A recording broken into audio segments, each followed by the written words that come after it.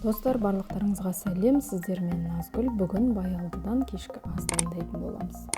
Каналыма тіркеліп кетуді ұмытпаңыз. 2 баялдыны жуып, ортасынан бөліп, тұз сеуіп, жарты сағатқа қойып қоямыз. Жарты сағат өткеннен кейін баялдының үстін майлықпен сүртіп аламыз.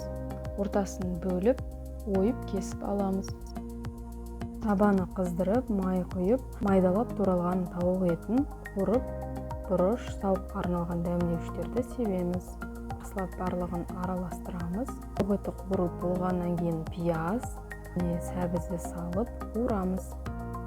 Одан кейін баялдының ортасынан алынған бөлігін кесіп, оны да қуырып аламыз. Бір қызанақты салып, жақсылап қуырып, бетін жауып бұқтырып қоямыз. Пергамент қағазын төсеп, оны майлап, баялдыларды қоямыз. Оның ішінде майлап шығамыз.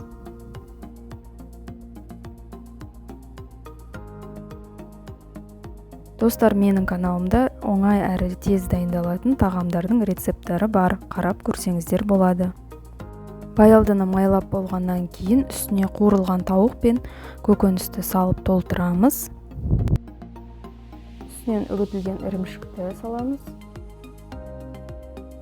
80 градусқа қыздырылған пешке 20 минутқа салып пісіріп аламыз.